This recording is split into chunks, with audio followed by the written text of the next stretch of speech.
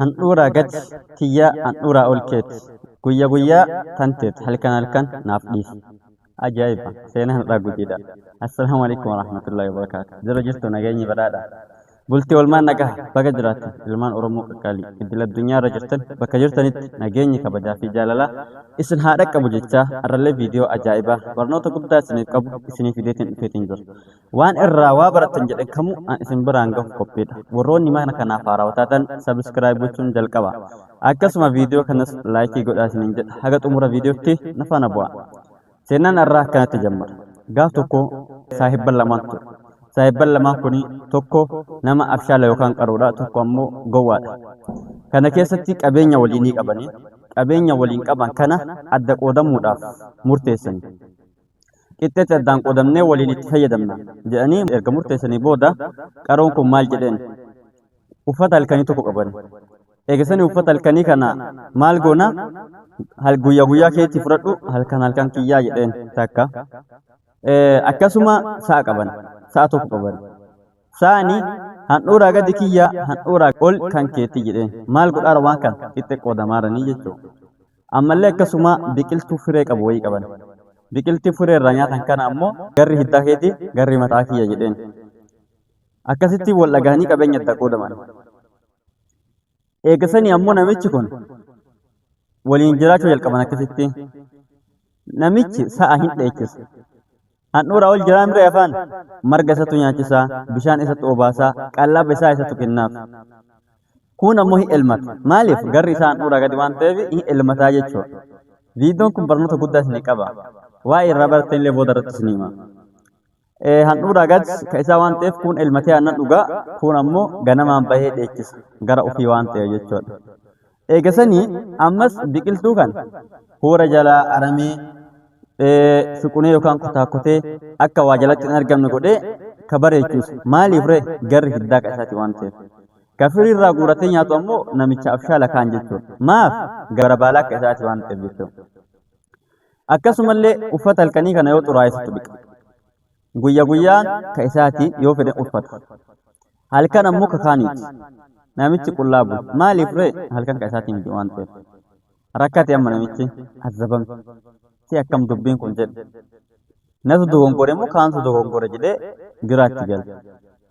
Nama waa beeku hayyuu bira dhaqame. Waa sitti jamee dhufe. Maal natti jamtee dhufe? Dura abboo saahiba kiyya waliin qabeenya qabna. Qabeenyi nu qabnu kun qabeenya waliiniiti. Waliin itti fayyadamna jennee akkamii erga waliin fayyadamna jennee gaafanne adda qoodamnaa jenna. Hayyee bifa kamii adda qoodamna jennaani inni qabeenya kana qixxeetti nuu qoode.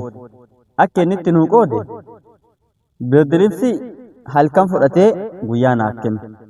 Sa'a handhuuraa gadi fudhatee handhuuraa ol naa kenna. Muka gara jirmaa naa kenneeti gara baalaa fudhatee jedheen.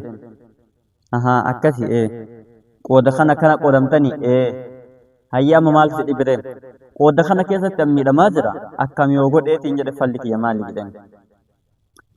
Amma namichi hayyuun kun mala dhaheefi birdirimsiin keetiimi guyyaa eega guyyaa kan keetee galgala sa'aatii 11 dhiqii jedheen. Bishaan keessa kaayii dhiqii jedheen. Galgala yoo inni sa'aatiin 11 ga'ee achi isaatiin deemte hin dhiqe. Dhiqee namichi yoo taraa isaa ga'ee uffachuuf dhufu hin jiru. Maaliif jidha birdirimsiin galaan? Maa akkana goote? Guyyaan taraan kiyyaa miree taraa kiyya dhiqee maal balleessa? Badiin qabduu miree yaayyoo wal dhagaan. Hin cal'ise. Innillee qullaa waliin bule. Ammallee as deebi'eetii sa'a yoo inni ilmuu fi jala gattaa'e mataa dhahii jedheen. Maaliif mataan kana michaa akka handhuuraa ol waqtii akka isaati mataa dhahee afaan dhahee wanti isa gaafatu hin jiru jechuudha. Mataa keessa dhahe jedheen. Yoo namichi sa'a mataa keessa dhahee dhiitee ana harkaa jissee harkaa uttaa isaanii. Maa dhooftee jedheen. Gara keetii miti bar gara kiyya dhahee jedheen. Eegasanii yoo isaanii dammaqee aannan dhabe. Aannan illee harkaa jittee. Kanas dhabee jedhe. Muka yoo inni fiixee bahee firee irraa buusuu jalqabe ati jalaan qiinxuu jalqabe jedheen. Haa inni mukatti ol ta'uu eegeeti jala dhaabbatee qiinxuu jalqabe. Muruudhaaf sibiilaan dhahan kan naannoo keenyatti qiinxuu jedhanii waan gara keessanii hin beeku. Yoo inni qiinxuu jalqabe kaani maal taatee jedheen. lakki gara kiyya fayyadamaadha gara kan kentu hin jedheen. Jedhee namichi yoo laalu kun amma namatu mala malee jedhee hubate. Hubatee gaa milkiin gaaf hunda badiin gaaf takka inni mire amma kanaafuu malli kun na baasaan jiruumi jedhee walitti deebi'ee sa'allee qixaan birdilimsiillee walitti akkasumallee biqiltuulee walitti fayyadamuu jalqaban. Yeroo tokko tokko namoonni hedduun afshaala ufseen gameessa namaa yookaan qaroo ufseen. Qarummaa kana keessatti ammoo namni isa irra qaroo waan jiru itti fakkaatu. Namni yoo ati jabaa taate kasirra jabaachi, yoo ati qaroo taate kasirra qaroo jira, yoo ati beekaa taate kasirra beekaa jira jechuudha.